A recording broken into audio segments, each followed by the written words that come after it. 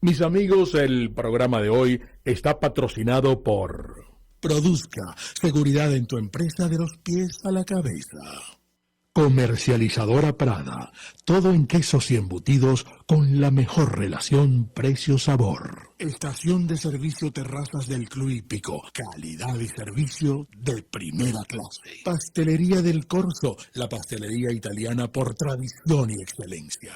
Distasi Motors, tu concesionario Honda en Los Palos Grandes. Farmacia CVS y más. Todo lo demás. En un país frágil que busca un nuevo destino, José Domingo Blanco, Mingo, colmará tus mañanas de información, opinión y debate. En este espacio, nuevas voces, nuevas opiniones, nuevos actores serán los nuevos protagonistas. RCR presenta Por Todos los Medios con Mingo. Muchísimas gracias, Argenis. Queridos amigos, un muy feliz día desde Caracas, Venezuela, y en nombre de Dios Todopoderoso estamos iniciando la transmisión de hoy. La audición de hoy corresponde miércoles 10, no, hoy es 19, miércoles 19 de octubre del año 2022. Bienvenidos por todos los medios. Nosotros los venezolanos tomamos café. Claro, hay distintas maneras. Hay gente que toma guayoyo, hay gente que lo toma más oscuro, expreso, hay gente que usa leche, el marrón, leche.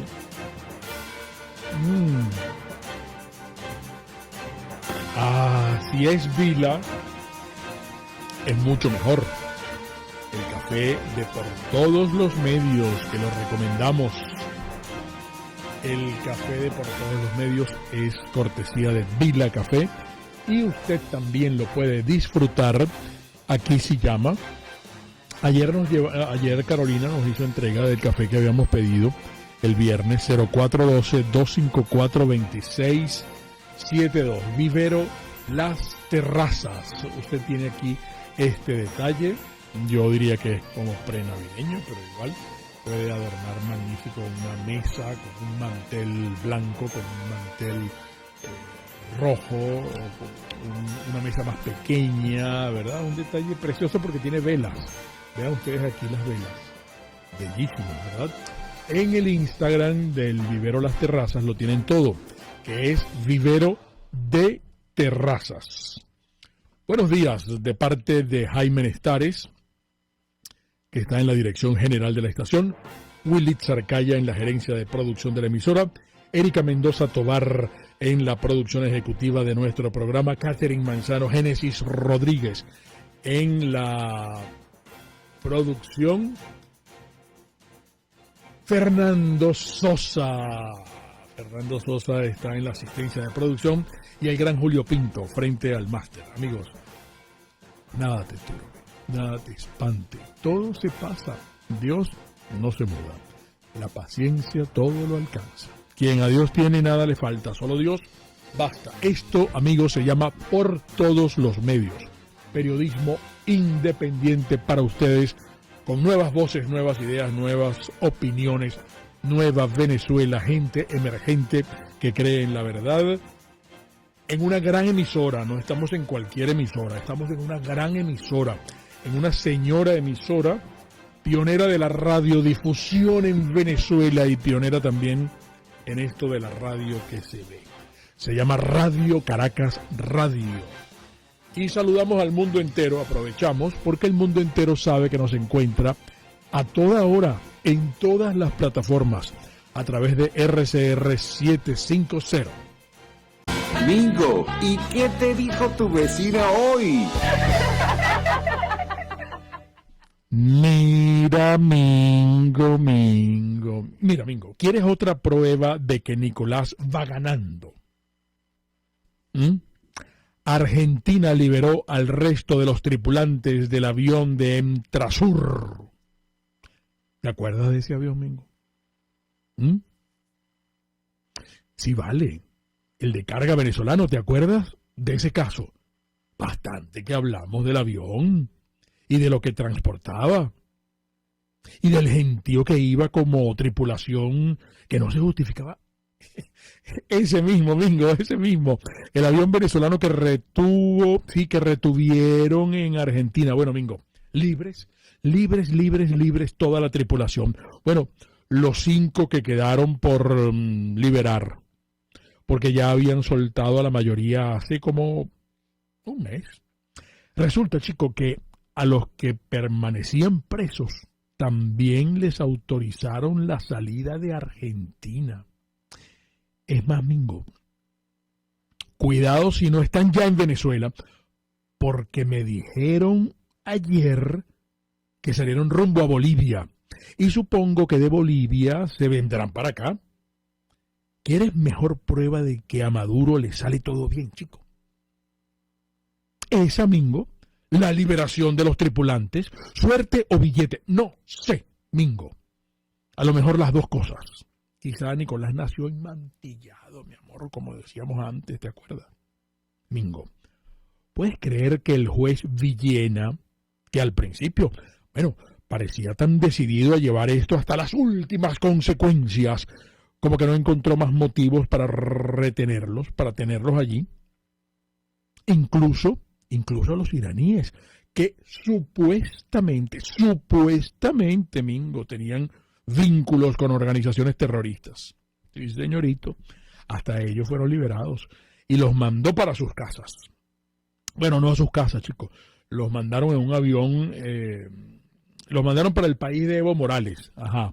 Lo cierto es que el juez Federico Villena dijo que no tenía suficientes pruebas para procesar a la tripulación por el delito de financiamiento de actividades terroristas. Se lo dijo a unos colegas tuyos, por cierto, que lo entrevistaron. Y bueno, deben haberse quedado boquiabiertos, como que yo cuando supe el fallo. El juez les dijo que tuvo que tomar una decisión, porque la Cámara Federal de La Plata, que queda en Buenos Aires, le había dado un plazo determinado para resolver la situación y él no tenía suficientes pruebas para procesarlos. Entonces, por esa razón, se vio en la necesidad de decir y dictar la falta de mérito. Así mismo dijo, sí, Mingo, falta de mérito. ¿Qué tal? Y te pregunto yo a ti, los pilotos iraníes no es que tenían vínculos con el terrorismo, o ya se habían dejado de eso y ahora solo se dedicaban a traficar, ahora se dedicaban a transportar mercancía para una compañía venezolana que los tiene como parte de su plantilla, pero cuyos aviones tienen sanciones que les impiden volar por estos cielos de Dios. Coño, hay que ser bien pendejo para creer en terroristas conversos, mi amor. Tiene que haber mucho billete en el medio para que hoy esos señores salgan como si no tienen antecedentes y los canales de comunicación del régimen estén celebrando que ya esos mártires fueron liberados. ¿Tú has visto, chico? ¿Tú estás viendo cómo son las cosas, Mingo? ¿Será que en Argentina hay hacinamiento en las cárceles y por eso, no sé, los liberaron? Quizá lo que hay es retardo procesal, Mingo. Es muy posible que sea eso. ¿No es ahorita cuando van a procesar a los funcionarios que estuvieron implicados en el caso de la valija de Antonini Wilson? Mingo, casi 15 años después de ese escándalo de los $800,000. Y entonces, bueno, vista esa lentitud, tal vez los jueces argentinos prefieren cerrar los casos y dejar las cosas hasta allí. ¿Sabes lo que es pasar 3 lustros revisando pruebas?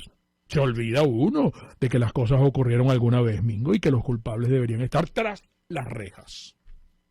A lo mejor, Mingo, el juez Villena, antes de pasarse años esperando las evidencias para poder llevar a la tripulación a juicio, prefirió soltarlos. Qué contentos deben estar en Miraflores, vale. Mingo, lo que no supe fue del avión. Tira decomisado. Averigua, Mingo, averigua y me cuenta. Dios libre que te enteres de algo y no me lo digas a mí de primero. Cambio y fuera. Está circulando. Hidratación con agua. ¿Cuántos vasos se toma usted de agua? 7, 8. Muy bien. Hay que estar pendiente de eso. A veces uno se olvida. Aqua Prados. Servicio de embotellamiento de agua maravilloso en Galerías Prados del Este. En su Instagram está todo. Aqua con Q, Aqua-Prados, tan limpia y pura como un cristal. La señorita Erika ya está aquí, cargada de platos para el menú del desayuno informativo de hoy. Mujer, muy feliz día. No sé si puede ser feliz, ¿verdad? Porque uno se despierta con esta batería de informaciones. Es vivir con esta batería de informaciones que son tétricas, que son permanentemente el esfuerzo, por más que hagas el esfuerzo, sí, de vez en cuando aparece alguna cosita por allí. Pero Gerardo Blay está reuniéndose. Gerardo Blay con la plataforma, entonces yo no sé quién le paga el sueldo a Gerardo Blay, quién lo seleccionó a él, quién lo escogió. Él fue diputado de la Asamblea del 2015. Yo lo recuerdo, el último cargo que le recuerdo es el de alcalde de Baruta. Él no será, ¿cómo se llama? Juez del Tribunal Supremo en el exilio, ¿cómo se llama eso? Magistrado del Tribunal Supremo en el exilio. No sé, y es que yo no sé qué es Gerardo Blay. Bueno, es uno de los representantes de la plataforma unitaria, está en Washington. Ayer se reunió con el funcionario del Departamento de Estado, Brian Nichols, el asesor senior de la Casa Blanca, Juan González, y el embajador para asuntos venezolanos, James Story. Se reunieron en Washington con Gerardo Blay y otros representantes de la plataforma unitaria que no mencionan, para conversar precisamente y ver cómo se avanza en esta vuelta a las negociaciones con el régimen de Nicolás Maduro en México, y tratar de abordar la actual crisis humanitaria que existe. No hay avances, ya ha pasado un año. ¿Te acuerdas que venía que si metemos a Alex Saab, que si nos metemos a Alex Saab? Que por cierto, Alex Saab también ayer fue noticia en la mayoría de los portales y escuchaba con mucha atención la entrevista que le hizo nuestra compañera María Alejandra Trujillo a Roberto Denis y a Javier Ignacio Mallorca sobre este tema de Alex Saab, pero después lo mencionamos en detalle, porque lo que están tratando de proponer ahora para llevar estas conversaciones otra vez de nuevo a México y sentar a los dos, tanto a la plataforma unitaria como al régimen de Nicolás Maduro, es que están proponiendo que vaya Fabiana de Saab, la esposa de Alex Saab, como representante del régimen en esas conversaciones. Pero también no debemos dejar de lado la presión con Chevron. Muy bien, mujer. Sí. Leía también que la carta que tiene Estados Unidos bajo la manga es presionar a Nicolás Maduro a través de Chevron para que Chevron pueda expandir sus actividades en Venezuela. Bueno, la condición sería, siéntate a negociar en México con la plataforma unitaria. ¿Qué tal? Sí. Pero bueno, ahí siguen las conversaciones, Gerardo Blay entonces en Washington. Pero entonces Chevron va a tener un rol más amplio en materia de pareciera que va a ser el comodín, pareciera que va a ser el comodín, ¿no? El as. Los funcionarios que estaban estadounidenses dejaron claro que permitir que la petrolera Chevron asuma un rol más amplio en el sector energético de Venezuela depende de un gran gesto, el regreso del gobierno venezolano y de la oposición a las conversaciones en México, al menos para una primera ronda, dijeron tres personas muy cercanas al asunto. Cada vez está más relajada la administración Biden, ¿no? En cuanto al régimen de Maduro, eso es evidente, pues, ¿no? Sí. Bueno, el acercamiento, ¿no? Y incluso... Quien no quiera verlo, pues, así de esa manera, está bien, pues. Claro, fíjate que hay gente que opina que esto es para obligar a sentar al régimen y negociar todo este tema de la ayuda humanitaria, toda esta crisis humanitaria que está atravesando Venezuela. Pero hay información, expertos dentro de la oposición venezolana han planteado que la propuesta de Chevron podría contravenir la ley venezolana que prohíbe el control privado de cualquier empresa mixta petrolera con PDVSA. En una carta a funcionarios del Departamento de Estado, el líder de la oposición, Juan Guaidó, solicitó detalles sobre la solicitud de Chevron. ¿Quién dice eso que es el líder de la oposición? Bueno, esto es según un portal aquí de noticias. Ya lo tildan como el líder de la oposición. Pero lo que quería contarte rápidamente de Alex Saab, de lo que ocurrió, que lo tildan como un error insólito de la defensa de Alex Saab, es la que no coinciden los números del pasaporte con la carta que consignó el entonces canciller Jorge Arriaza, diciendo que Alex Saab era un diplomático venezolano. ¿Te acuerdas que siempre lo hemos mencionado? Sí, claro, pero escuchando las entrevistas que hizo María Alejandra, los colegas comentaban que obviamente todos esos documentos, y es súper lógico pensar de esa manera, esos documentos que forra rápidamente el régimen venezolano para tratar de alguna forma blindar la condición de negociante o testaferro, de supuesta testaferro, que es la que realmente tiene, es por lo que se le acusa a Alex Saab, que también es interesante, Mingo, un tuit que publicó Maybor Petit, haciendo referencia a esos 80 lingotes de oro que entregó, de altísima pureza, que entregó Alex Saab al régimen de Irán, que sigue siendo noticia porque Irán sigue con las protestas, Mingo. Pero en el caso de Alex Saab, bueno, es un error, el error en el pasaporte, los números no coinciden. La carta que consigna el canciller venezolano de ese momento del régimen, Jorge Arriaza, pues el número es completamente distinto al que está en el pasaporte. Claro.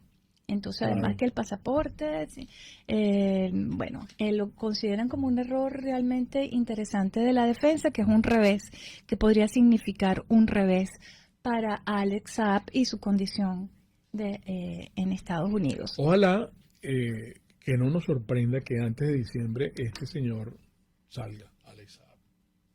¿Tú crees que sea negociable? ¿Que sea parte de lo que van a llevar a la mesa esta de negociación? Pero es que uno no sabe, mujer, qué pensar a estas alturas.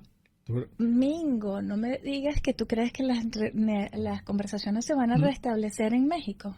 El diálogo se restablece en México. Yo creo que no hace falta. No va a hacer falta. ¿Para qué? Porque estos funcionarios van a ir cediendo poco a poco. Claro, no hace falta. Sí, bueno, porque aquí los acercamientos se han visto, ya son como que públicos y notorios. Mira, la situación de las lluvias en el país. Sí. Vamos a hablar de las lluvias, Domingo. Vamos a hablar de las lluvias y de un caso, yo no sé, ya yo he ido chequeando con algunos de nuestros compañeros.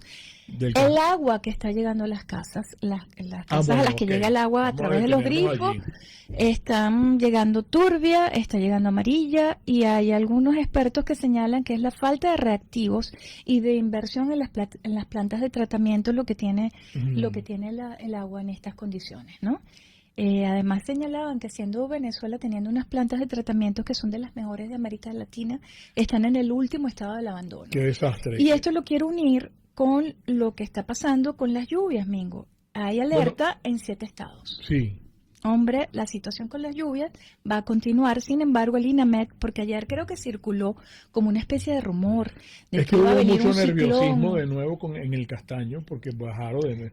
Entonces la gente allí, pues específicamente, la gente está angustiada con razón. El río volvió a... Claro, hubo un desbordamiento, no con tanta intensidad.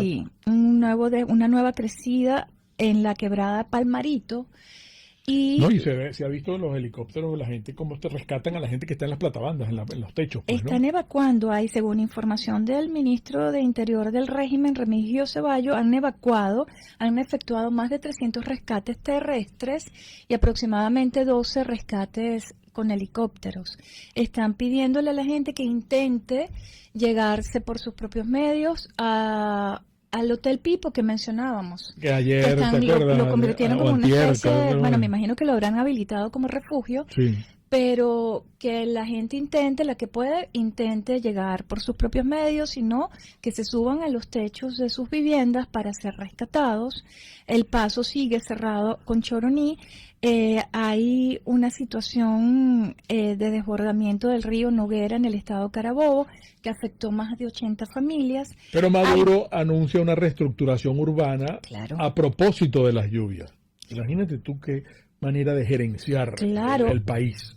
Y eso me encanta porque eso me da pie a leerte este trabajo de Tal Cual que dice que los desastres se intensifican por fallas en gestión de riesgo y cero cultura preventiva. Sí. Esto lo dice Rogelio Altés, antropólogo e investigador del impacto de los desastres en la sociedad venezolana, y José Luis López Sánchez, coordinador del Instituto de Mecánica de Fluidos de la Universidad Central de Venezuela.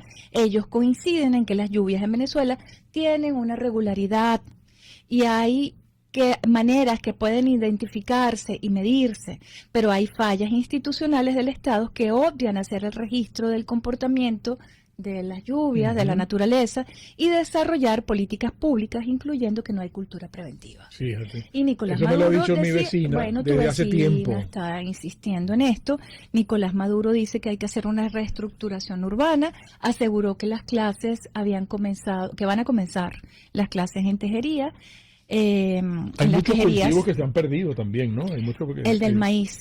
Están diciendo que el cultivo del maíz, lluvias, producto de las lluvias, vamos a notar que hay en los campos, vamos a notar algunas cosechas que producto de las lluvias probablemente se pierdan, los desbordamientos. Hay otro llamado, Mingo, que es importante que hagamos. ¿De quién?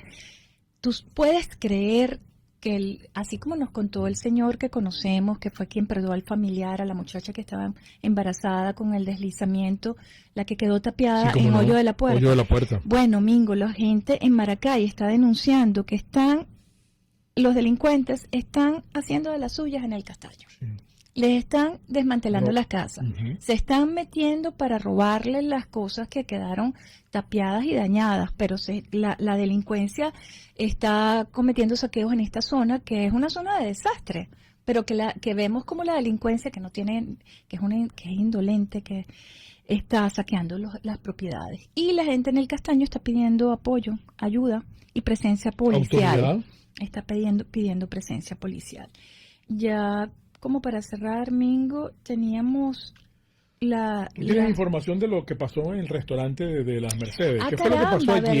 Eche ese cuento porque cuento, me dijeron que los dueños del restaurante son judíos. Déjame y contarte muy rápidamente. Muy apenados con lo ocurrido porque parece que la torta la llevaron como con un paño por arriba, una sábana, y ellos no sabían realmente que el significado ni la imagen que tenía la torta, pues, ¿no? Le voy a pedir apoyo a Catherine para que busquen las fotos. Resulta que en un restaurante de las Mercedes que está ubicado en la torre, una torre nueva que se llama Torre de Vox, está ubicado en la calle Madrid de las Mercedes, se celebró este domingo un cumpleaños, pero con la temática nazi. El señor estaba vestido, el cumpleañero estaba vestido con traje militar, y a la hora de cantar cumpleaños, en su torta que tenía la cruz, esta es la esváltica nazi, y la foto de Hitler, sacaron la torta, lo pusieron, el señor hizo el gesto, ¿no? Sí. Resulta que eso, por supuesto, hizo que algún comensal debe haber hecho la foto. Ayer lo publicaba el portal Monitoreamos, y el restaurante se desliga del evento porque los dueños del restaurante aseguran que la torta la introdujeron en una caja y no lo vieron hasta el momento que la pusieron en la mesa, que fue cuando pidieron, la retiraron, no pidieron que de los que estaban en la celebración se retiraran, pero no sabían, ellos dicen no sabían, ni tampoco apoyan ni participan en ningún tipo de estos movimientos. Pero es verdad que son judíos los dueños del restaurante. No, eso no lo he logrado investigar. Porque me dijeron anoche. Pero ya hubo reacción del fiscal del régimen, Tarek William Saab, quien designó a un fiscal para sancionar al hombre que celebró un cumpleaños nazi. Un cumpleaños nazi en un restaurante en las Mercedes. Van a abrir una investigación esto va a estar a cargo del fiscal 94 nacional en derechos humanos. Van a sancionarlo por apología al nazismo, y Tarek William Saab decía que el nazismo, al igual que el fascismo, son taras del siglo XX que dejaron secuelas en la humanidad, las cuales persisten y se renuevan y se multiplican. Muy bien que diga eso. Sí, listo, pero ese es el cuento del cumpleaños nazi, Mingo, que se celebró en un restaurante de Las Mercedes, de Downtown Las Mercedes, como dice tu vecina. Así es, mujer. Bueno, hombre, se acabó la visita. Alerta en los 7 estados en donde se prevén las lluvias. El INAMED recuerda que no hay un ciclón tropical, lo que se prevé es nubosidad, fuertes vientos y lluvias en gran parte de Venezuela. Bueno, amigos, nosotros vamos a continuar estos programas especiales que comenzamos el lunes y durante toda esta semana. Hoy nuestro invitado ya está aquí en nuestros estudios, Rafael Simón Jiménez. Primarias, el show business de los feos que no tienen talento, eso será en la próxima parte. Vamos a Master, identificamos y en breve regresamos. Enseguida regresamos por todos los medios con Mingo. Vistasi Motors, hemos hablado toda la vida, y ustedes saben que Vistasi Motors lo hemos considerado concesionario Honda. Toda una historia tiene Vistasi Motors. Bueno, la gente de Vistasi Motors amplía sus horizontes y ahora también es concesionario autorizado JMC. Yo quiero que ustedes conozcan más de cerca estas camionetas, estos vehículos, estos carros que ya están exhibidos en nuestro concesionario, pero además también recuerden la exhibición de motocicletas Suzuki, porque en esto de la ampliación que hace Vistasi Motors, también ellos representan a las motocicletas Suzuki. Le voy a dar un número para que usted consulte o converse con ellos, 0212-285-7779 de Vistasi Motors, el concesionario y taller Honda de Venezuela, pero también JMC y Suzuki en los Palos Grandes. Comercializadora Prada, ayer nos dijeron que llegaron los quesos de cabra, que se agotan, amigos, vuelan, se acaban en un santiamén. Por eso yo quiero que ustedes, ellos tienen su propio delivery, porque tienen sus propias motos y le hacen llegar el pedido. Todos los productos con leche de cabra los tienen desde ayer, llegaron fresquecitos. 0424-120-3562 de Comercializadora Prada, todo en quesos y embutidos con la mejor relación precio-sabor. Recuerden que Produzca es una empresa venezolana que está de aniversario, está en su mes aniversario, nació en el año 1980. Produzca es una empresa que se ha dedicado a cuidarnos en nuestros lugares de trabajo. Ellos nos han enseñado que lo primero es identificar el riesgo en el área de trabajo y después elegir el EPP. ¿Y qué es el EPP, Mingo? El equipo de protección personal, pero con la asesoría de Produzca, protección óptica a las manos, auditiva, a la cabeza, respiratoria, al cuerpo. Produzca con S de seguridad. El catálogo de Produzca, yo quiero que lo tengan, www.produzca.com, en su Instagram, @produzca.ve. Produzca de seguridad en tu empresa, de los pies a la cabeza. Puedes seguirnos en nuestras redes sociales. En Twitter, @RCR750, la radio que se ve. Un lugar de encuentro para el talento venezolano, dentro y fuera de nuestro país. Continuamos por todos los medios con Mingo. Otro nivel. Otro nivel es nuestro segmento de entrevista y nosotros continuamos, amigos, esta serie durante esta semana de programas especiales. Esto ha sido a solicitud de ustedes. Ustedes nos pidieron a través del chat muchas comunicaciones y el equipo de producción decidió. El lunes estuvimos con Miguel Fontán. Ayer, el invitado de ayer, Neomar Hernández estuvo con nosotros ayer. Hoy está Rafael Simón Jiménez. Mañana Víctor Maldonado. Y el viernes desde Madrid el profesor Alexis Alzuru. Esa es la pauta que tenemos. Sin embargo, el doctor Perkins Rocha ayer en Twitter mencionó el programa y tuvo interacción con Miguel Fontán, con Víctor Maldonado. Ojalá que el doctor Perkins Rocha, que es invitado también, cuando quiera venir a hablar de primarias, porque nosotros respetamos todas las posturas, todas las opiniones sobre este tema. Hay mucha gente que no le ha gustado el título que le pusimos a la serie de programas. Repito, primarias, el show business de los feos que no tienen talento. Y sí, quiero saludar a Rafael. Rafael ya se está riendo del título, el título del programa.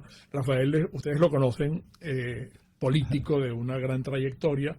A él no le gusta que le digan historiador, pero es un gran conocedor de nuestra historia y es un gran conversador. Qué bueno que estás aquí, Rafael. Encantado, con muchísimo gusto.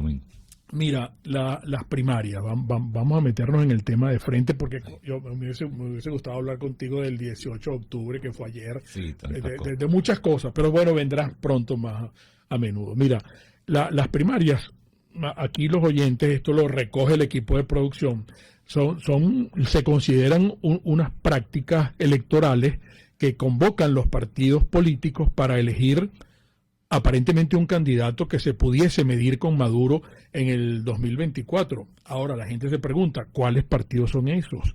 Son los que están autorizados por el Consejo Nacional Electoral. ¿Cuántos candidatos pueden participar? Si se trata de primarias abiertas o cerradas, si se va a escoger un candidato o toda una dirigencia opositora nueva. ¿Con cuál poder electoral se hace esta actividad? Si los electores en su mayoría no creen en los convocantes a estas primarias, ¿cómo va a ser legítima ese resultado? ¿Y de dónde salen los dineros para organizar ese evento? ¿Cuál legitimidad va a tener ese evento electoral? ¿Y qué papel juega o jugaría la comunidad internacional en estas primarias opositoras? Son muchas cosas, pero tú tienes una memoria extraordinaria para ir desmenuzando cada una de estas inquietudes y estos interrogantes de nuestros oyentes. Fíjate tú, Mingo, yo tengo lo que yo llamo una desviación pedagogicista, que quizás parte de mi condición de maestro de escuela, que fui en su momento en el barrio La Palomera, por cierto, de Baruta, que ahí está todavía. Sí. Entonces yo trato de explicar las cosas de la manera más pedagógica. A mí me enseñaron, a temprana edad de la política, que uno cuando se va a confrontar, o sea, cuando uno va a enfrentar un evento electoral como el del 2024, tiene algunas preguntas indispensables de cuya respuesta depende de las actitudes. En primer lugar, ¿a quién nos estamos enfrentando? Eso que llaman la naturaleza del adversario. Nos estamos enfrentando a un gobierno que tiene 23 años en el poder, que ha violado todos los derechos humanos, que ha destruido al país materialmente y que no oculta, porque lo dicen expresamente, su voluntad de quedarse en el poder para siempre. Eso lo dicen ellos, no lo dicen.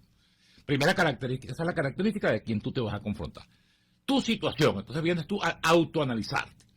Una oposición dividida, fraccionada, conflictivizada, vuelta triza, vamos a utilizar un criollismo. Que no se reconocen inclusive entre ellos mismos. Entre ellos mismos, ¿no? bueno, tú ves que la pelea no es solamente, porque hay unas peleas que parecieran como lógicas.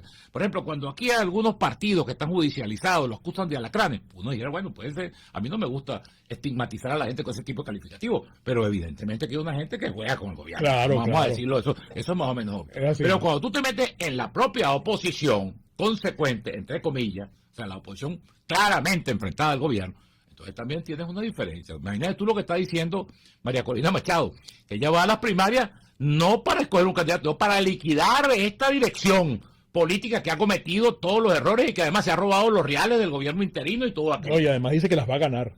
Bueno, por eso, dice que las va a ganar para hacer eso. O sea, no solamente para ser candidata, sino para liquidar toda esa dirección. Entonces, en ese contexto, cuando tú encuentras un gobierno que además está muy debilitado en su base de apoyo, pero bueno, juega con las debilidades de su adversario. Mira, ayer publicó Luis Vicente León de Data Analysis una cifra que es espeluznante y que es la realidad porque uno la palpa en el día a día.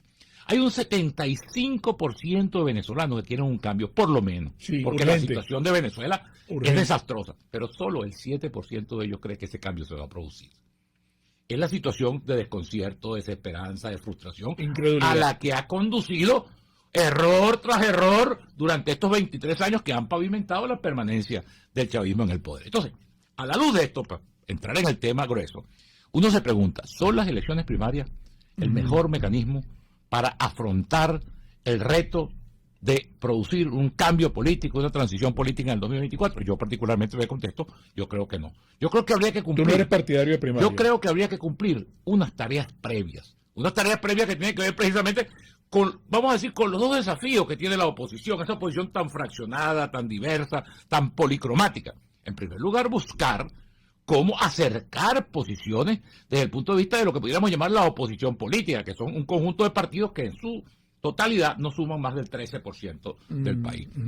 Y otra cosa, Bingo, gústenos o no nos guste, con el pañuelo en la nariz, utilizando un término muy betancuriano ayer que fue el 18 de octubre, para poder derrotar a un gobierno de las características de este, nos necesitamos todos. Alacranes, monos, perros, gatos, nos necesitamos todos. Porque este es un gobierno... Sin depuración. Bueno, mira, la depuración se producirá después.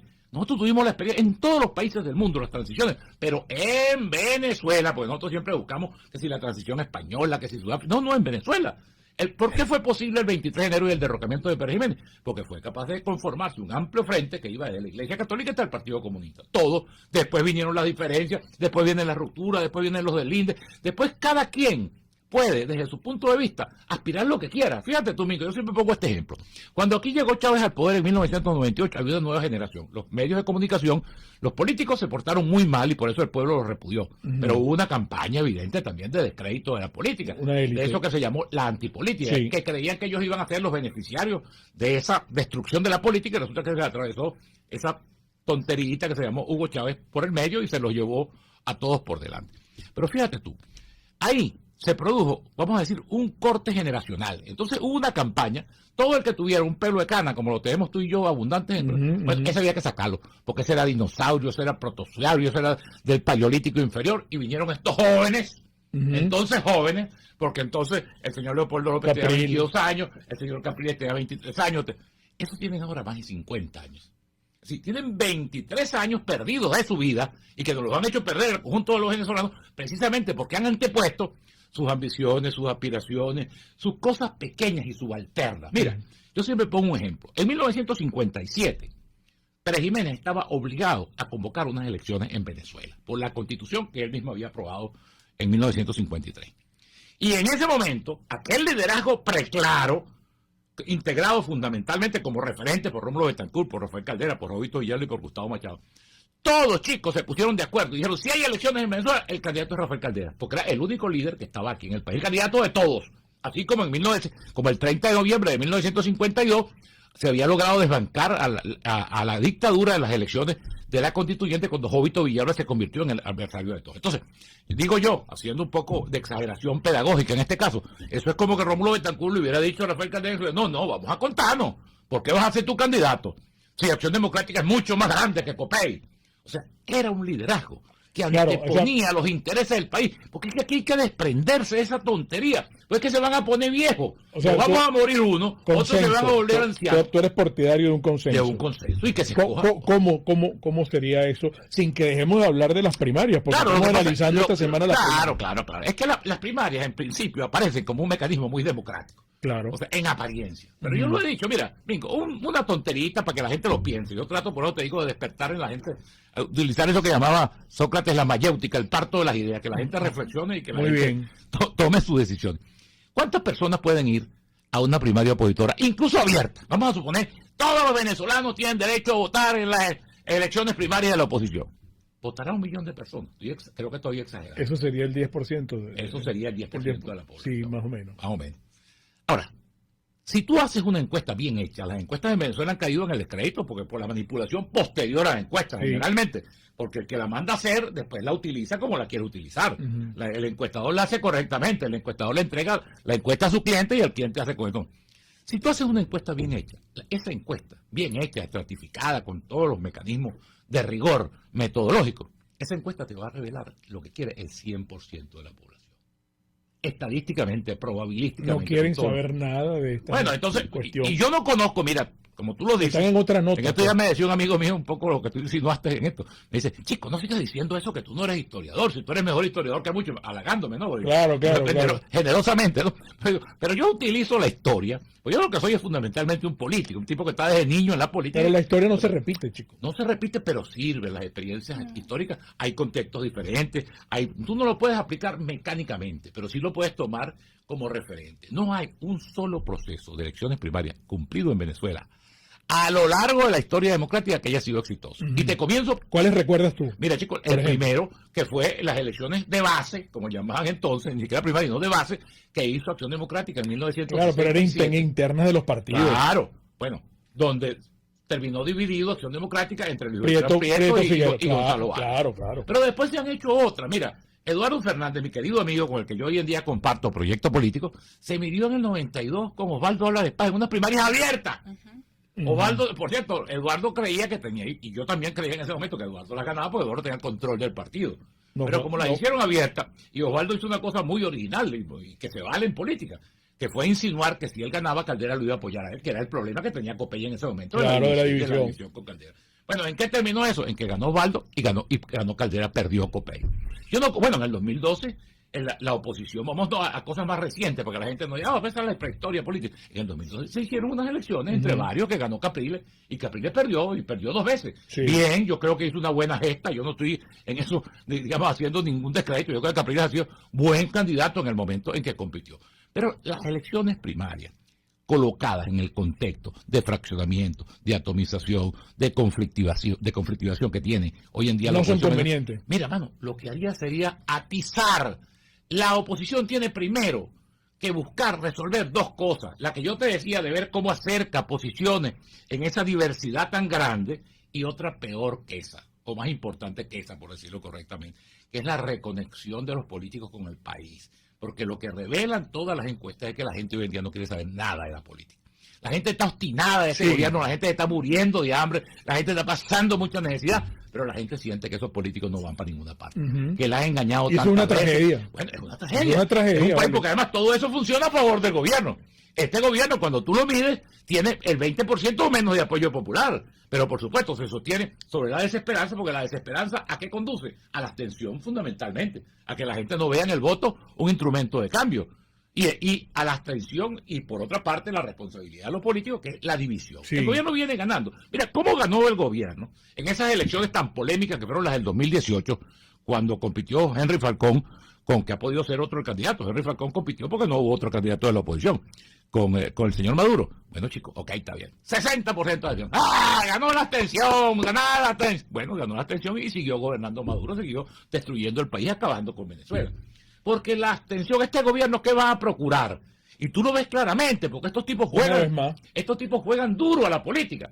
Va a estimular la abstención y a estimular el fraccionamiento y la división de la oposición. Tú ves que ya le están haciendo cara a Antonia. Yo tengo datos muy concretos, por ejemplo, del bloqueo que ellos le tenían en algunos medios de comunicación a María Corina Machado, y ya invita a María Corina. Porque les conviene, hermano, no porque María Corina esté en connivencia con ellos, sino porque María Corina tiene un discurso rupturista dentro de la oposición que ayuda a fraccionar y a picar más en pedacitos esa oposición. Pero también se está diciendo que Manuel Rosales ya lo están vistiendo y lo tienen listo como el candidato, independientemente de que participen en primarias o no, pero tenemos que hacer un pequeño intervalo. Rafael Simón Jiménez, hoy acá, amigos, en la continuación de esta semana sobre primarias, el show business de los feos que no tienen talento. Vamos a identificar y en breve regresamos. Espacio para formar la nueva opinión pública venezolana por todos los medios. Conmigo. Mira, cuando nos dicen y nos han dicho históricamente que aquí el que maneja en Caracas maneja en cualquier parte del mundo, eso es una gran mentira. El que maneja en Caracas va preso si va a manejar en cualquier país civilizado, porque aquí no respetamos las leyes de tránsito, no respetamos los límites de velocidad. Cada quien hace lo que le da la gana. ¿Usted se imagina qué cargo de conciencia le quedaría a usted si usted se come la luz, como decimos coloquialmente, y atropella a un perrito? O choca y se muere el conductor del otro carro. Pásese por esa eventualidad. Entonces, caramba, ¿cuál es el mensaje de nuestros amigos de la estación de servicio terrazas del Club Hípico, que seamos conductores responsables. Bueno, y hablemos de nuestros amigos de Farmacia CVS. Erika me estaba recordando que hoy es el Día Mundial de la lucha contra el cáncer de mama. Bueno, ellos en Farmacia CVS y más, saben que tienen 2 sedes. Están en Chacaíto y están en el CCCT. Están en el mes rosa, pero no solamente el mes rosa, sino que ellos han colocado lo que han llamado un punto rosa. Aquí lo tenemos. El punto rosa en Farmacia CVS, donde mis amigas van a encontrar todo, absolutamente todo, para consentirse en este mes. Pero además hay en el aspecto preventivo todo lo que tiene que ver con tócate y previene. Usted cuenta con Farmacia CVS y más todo lo demás. Le he estado diciendo que este es un gran regalo, este es un gran obsequio. Usted, por ejemplo, que pueda estar al frente de la imagen corporativa, de las relaciones públicas, de las relaciones públicas de la empresa, no importa de cuál tamaño sea la empresa, puede ser pequeña, mediana, grande, un gran obsequio para diciembre a los clientes, amigos relacionados de la compañía, es un panetoncito, es un mini panetone de la pastelería del Corso. Y yo quiero que lo encargue de una vez, usted puede hacer su pedido, porque es muy económico, es exquisito. Aquí tiene las 2 presentaciones, los que tienen el lacito rojo son de chocolate y las que tienen el lacito morado, frutillas, que es el clásico panetone. Usted, por supuesto, tiene el gran panetone de 1 kilo en la pastelería del Corso y de medio kilo. Y lo encarga aquí junto al pan de jamón desde ya. 945-8497 del Corso. Es la pastelería italiana por tradición y excelencia. RCR 750 AM, porque lo bueno une. Un periodista espontáneo, frontal, observador, inconforme, con mucho que decir y escuchar. Regresamos por todos los medios conmigo. Con Rafael Simón Jiménez, continuando con esta serie de programas especiales durante esta semana que ustedes nos solicitaron para, ustedes se forman su propio criterio, nuestros invitados esbozan y hacen su análisis sobre la situación de las primarias, que nosotros hemos titulado esta serie de programas el show business de los feos que no tienen talento. Rafael Simón Jiménez está acá con nosotros y la gente sigue preguntando esto que te dejaba yo con puntos suspensivos, si es Manuel Rosales, el que tú hablabas de encuestas y se dice que hay muchas encuestas amañadas, etcétera, que ya colocan, no sé con quiénes son los intereses oscuros que hay detrás de que sea Manuel Rosales el que se mida con Maduro en el 2024, y otra posibilidad para que la analice Rafael es si Maduro pudiese adelantar las elecciones presidenciales. Que se maneja esa tesis, sí, que Maduro probablemente quiera adelantar las elecciones. Pero el señor Gustavo Maiz pregunta, ¿cómo queda esta dirigencia opositora si se va a medir con la persona a quien catalogaron de ilegítimo?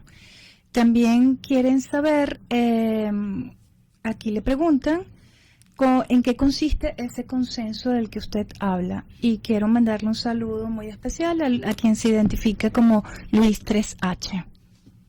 ¿Listo? Bueno, fíjate tú. Si los partidos creyeran en las elecciones primarias, deberían empezar por practicar las puertas adentro. Los partidos del E4 tienen una dirigencia que a mí me dan ganas de reír, porque ellos decían, como pasaba también cuando Chávez llegó al poder, Chávez quiere perpetuarse en el poder.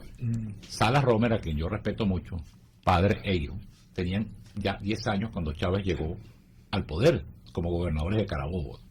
Bueno, eso mismo pasa con la dirigencia. ¿Cuántos años tiene Henry Ramos dirigiendo Acción Democrática? Hace Henry Ramos elecciones primarias en Acción Democrática para relevar el liderazgo. ¿Cuántos años tiene Julio Borges? Amigo mío, cuestionando desde el punto de vista personal.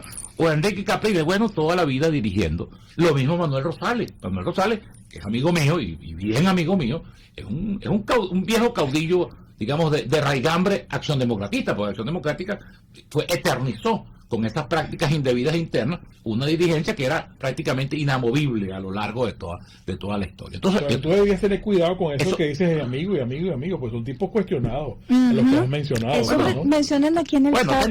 tú sabes que los venezolanos, no, ¿verdad? Los venezolanos como somos muy amigueros. Claro, por eso te doy una advertencia. Tendemos a ser elásticos. Cuidado con tus panas, entonces, cuidado con tus panas. Eso le dicen aquí en el chat. Que cuidado con esas amistades. Sí. No, en el buen sentido de la palabra, en el sentido de que no tengo desavenencias políticas con ellos. Fíjate tú, ¿qué creo yo que debería hacerse? Debería buscarse un candidato de consenso, un candidato para la transición. ¿Cómo se hace eso? Mira, si pareciera que Maduro logró la transición. Bueno, parece, ayer sugería, lo que pasa es que todas estas cosas en Venezuela tienen olor a cúpula, tienen olor a cogollo, tienen olor putrefacto, digamos, por las prácticas políticas. Por ejemplo, Eduardo Fernández proponía un gran cónclave de sectores sociales encabezados por la Iglesia Católica, que se encarguen de seleccionar un conjunto de candidatos, digamos, con unas credenciales, con un baremo, como decimos ahora, que reúna un determinado perfil, porque mira, Mingo, el problema en Venezuela no es ganar las elecciones. Quizás eso sea lo más fácil. Si tú escoges un candidato regular, si tú haces una buena campaña de medios y de medios alternativos, es posible que tú ganes. El problema está en que ese candidato lo reconozca y le entregue el poder, quienes tienen 24 años atornillados en el poder, y luego que ese candidato pueda gobernar la Venezuela que vamos a heredar, que va a ser una Venezuela desastrosa. Porque la gente a veces cree que el tema es ese, no, que le ganamos, y entonces cada vez que tú hablas, por ejemplo, aquí no hay posibilidad, no hay, nos guste o no nos guste, a mí no me gusta, pero reconozco objetivamente que no hay ninguna posibilidad de una transición que no sea pactada y convenida con el gobierno, en términos de respeto al resultado y de respeto al espacio de cada quien. Aquí si nosotros creemos, como mucha gente cree, que va a salir con el hacha, que vamos a ganar las elecciones el domingo tal de diciembre, en el momento que sea, y vamos a salir con un hacha, a perseguir los chavistas y a sacar, porque nos vamos a desquitar de todo lo que no han hecho, bueno, vale, que se vayan a dormir, se vayan acostando con ese sueño y no se despierte, porque eso no es verdad. ¿Tú respetas las elecciones del 2018? Mira, yo voté, yo creo que el voto es un instrumento que nunca se puede, porque el voto, chicos, es la expresión. ¿Qué es la abstención? Mingo, la abstención es quedarse en la casa. El voto es la consecuencia de la movilización, del activismo, de sacar a la gente a la calle. El voto, en definitiva, es la conclusión de un proceso. Cuando tú te abstienes, ¿qué haces? El voto queda en el Consejo Nacional Electoral. Quédate en tu casa. Tú saliste despavorido del CNE. Bueno, claro. Pero ese CNE es el CNE que existe. Y yo te voy a decir una cosa, y la digo aquí, y sé lo que eso va a significar en términos de mucha gente que está engrillada en Venezuela. En Venezuela, el sistema de votación, y lo aclaro pedagógicamente como de votación, es un sistema absolutamente fidedigno. Y se ha demostrado con las victorias. Yo vengo de participar ahora en lo de Barinas. En Barinas le dimos una paliza al gobierno. No fue que le ganamos por 3 votos, le ganamos por 60.000 votos. El sistema de votación es un sistema fidedigno. Lo que está contaminado, lo que está manipulado, lo que está bajo el control directo del gobierno es el sistema electoral, que es otra cosa. Es decir, en Venezuela hay ventajismo, en Venezuela hay abuso de poder, en Venezuela hay utilización de los recursos públicos, pero está demostrado que es tal el grado de insatisfacción, en la voluntad de cambio, la obstinación que la gente tiene con la destrucción que esta gente ha hecho de este país, con lo mal que estamos viviendo los venezolanos, que aún así le podemos ganar, porque le hemos ganado. Pero ¿cómo se produjo la victoria? ¿Con qué CNE ganamos casi las 2/3 partes de la Asamblea Nacional en el 2015? ¿Con qué CNE hemos ganado todos los escenarios? Porque el CNE es una cúpula. Yo estuve allí y yo me fui de ahí asqueado y me fui enseguida porque no quería ser parte de una cosa donde yo apareciera confundiéndome. Pero defiendo el voto, porque el voto además... Mira, ¿es un voto manual? No, chico. Aquí cuando se habla de voto manual no se sabe lo que está diciendo. Si aquí el voto es manual, Mingo, y si es verdad que nos roban, mira, ahí no sacamos un voto. O sea, regresaríamos al acta mata-voto. Pues, absolutamente. Y mira que eso no se ha superado. Yo tengo toda mi vida, Mingo, en esto. Desde en 1951 tenía 5 años, pero yo soy hijo de político y participé con mi papá en esa campaña que fue donde ganó Rómulo Betancourt con él. Y a partir de 1923, con 10 años, ya yo era activista político. Y las he visto todas. Es más, te digo una cosa para que la gente se le meta eso en la cabecita y puedes decir de mí lo que quieran. Los que no quieren, por ejemplo, que en las primarias participe el CNE, que el CNE no va a hacer las primarias. En eso hay una confusión deliberada, que lo hacen a propósito, para que la gente crea, sí, es verdad, que no se meta el CNE. ¿Y cómo sería eso? El CNE lo que hace, chico, es prestar el apoyo técnico. El CNE lo que hace es ponerte las manos. Tú le pides al CNE el apoyo técnico que tú quieras. Tú le dices, préstame las máquinas, te presto las máquinas. Hazme el listado, te hago el listado. Lo que tú quieras. El CNE no te va a hacer las elecciones. Tú vas a nombrar una comisión electoral, lo que van a hacer. Tus elecciones internas, esa Lo que pasa es que no hay voto de confianza para la institución. No bueno, pero estamos en la desconfianza de todo, pana. Bueno, entonces de esto no vamos a salir mientras estemos todos en la desconfianza. Pero eso es clave, Bueno, es clave, pero no hay manera de ganarlo. La manera es sabiendo que tenemos una mayoría tan sólida que ni con trampa nos pueden ganar. Eso es lo que hay que demostrar. Y se ha demostrado, hermano. Pues yo no vengo de la experiencia de Barinas. Es decir, es una cosa que cuando tú movilizas, cuando tú activas, cuando tú motivas, cuando tú pones a la gente a que se movilice y a que vaya a votar, mira, y no hay trampa, jamás. O sea, eso es lo que hay que tener conciencia, porque no tenemos tenemos 23 años buscando todos los atajos. El golpe militar, la movilización, el golpe de los cambures de Leopoldo López allá, el desembarco. Es que no hay otra vía, no la hay, Mingo. Eso tiene que meterse a la gente en la cabeza. No hay otra vía que no sea, no el voto ingenuo el día de las elecciones, la movilización, el activismo, el cuidado de las mesas, la protesta social. Todo eso tiene que formar parte de una oposición que está ausente de todos esos escenarios. Aquí la gente se está muriendo de hambre, aquí la gente está padeciendo, aquí la gente tiene un salario miserable. Pero tenemos, oye, Mingo, tenemos un Gerardo Blay con una plataforma unitaria que está en Washington negociando para la continuidad del diálogo en México, donde van a estar planteadas las primarias, ¿vale? A mí como político, ¿no te parece chévere eso? A veces me da pena, Mingo, que nosotros estemos hablando de estos temas mientras la gente está hablando de la subsistencia. Mientras la gente está hablando del hijo que se le está muriendo afuera, que está en la selva del Dairén ahorita. Qué bueno que lo estás diciendo. Claro. Pero es que esa es la desconexión de los políticos. Y por eso no le paran bolas a la política, por eso justificadamente. Eso es una lucha que yo tengo todos los días. A mí me da pena estar hablando de primarias en un país que tiene 50.000 problemas. Por eso que la gente se olvidó de la política, porque la rechaza, porque los políticos se ocupan de ella. La política, ¿qué es? Como uno la aprendió cuando uno se incorporó a la política por ideales, algunos equivocados, después vimos que eran equivocados. La política es servicio, chicos. La política es que tú le sirvas a la gente, y la gente, la contraprestación que te hace es el voto, porque el voto es una expresión de confianza que la gente te da, porque tú eres tu representante, y esa representación... Pero no es nada más eso, no se puede circunscribir únicamente al voto. Bueno, pero no el voto, la confianza. Mira, es que no hay que inventar nada. En Venezuela hubo un gran partido popular, el más grande. Acción Democrática. Porque Acción Democrática se hizo grande. Porque eran buen mozos, porque estarían en las redes sociales, porque utilizaban TikTok.